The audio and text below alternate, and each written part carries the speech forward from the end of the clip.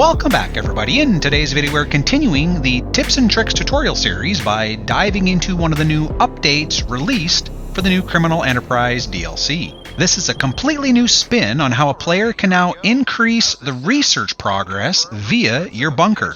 But before we dive in, as always, make sure to click the subscribe button to continue watching more exciting tutorials. And remember, click the thumbs up button if you find this video the least bit helpful in assisting you on your journey to becoming a very wealthy GTA professional. Alright, brief background here. If you own a bunker and are new to the game, you've probably realized by now that if you follow the path of getting your workers to uncover research, well, it can take a while. Actually, that's a huge understatement. It actually borders on comical. As an illustration, I started a new career path in GTA on PS5 about a year and a half ago, I guess, and I still do not have all the research unlocked. Now, to be fair, most of this time I've been following the path of weapon creation, not research. But still, it's going to take you a long time to complete.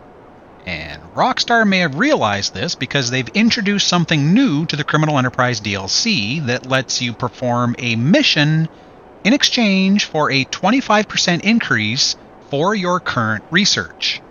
Hey, it's not much, but considering the extremely slow rate at which your research cooks, this is huge. So what do you have to do?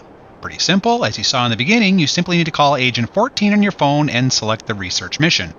Now, I've been doing a bunch of these over the past week, and they all seem to be north of the city. I even had one spawn in Paleto Bay. So unfortunately, the hardest part of these missions will be the traveling. But the good news is that they all play out exactly the same. You roll up onto the scene, and there's an active shootout with the police and a juggernaut. Your task is to simply take out the juggernaut, pick up the research data from the dead body, and then escape the police before delivering it to your bunker. Alright, some tips and tricks. I'm going to try and walk through this real time as we go, but first and foremost, you want to use the Mark II for this. Yes, even the neutered Mark II is going to be your best bet for Vehicle N weapon. Okay, so as we roll up onto the scene here, there'll always be one police helicopter hovering over the action. Take out the police helicopter first.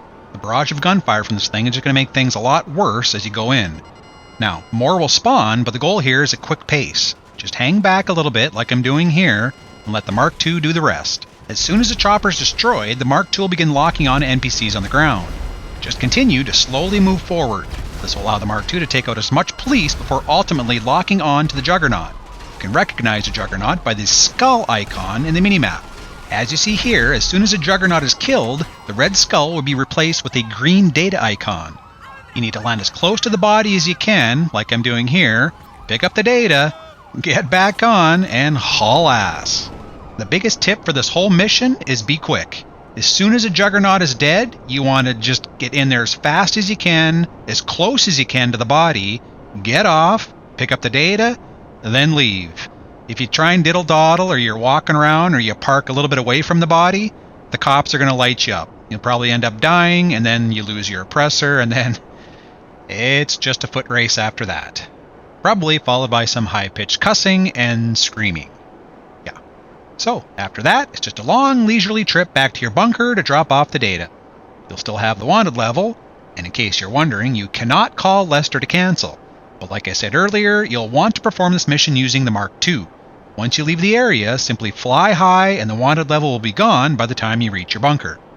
Okay, so just to recap, here's some of the tips. Number 1, recommend using the Mark II for these missions.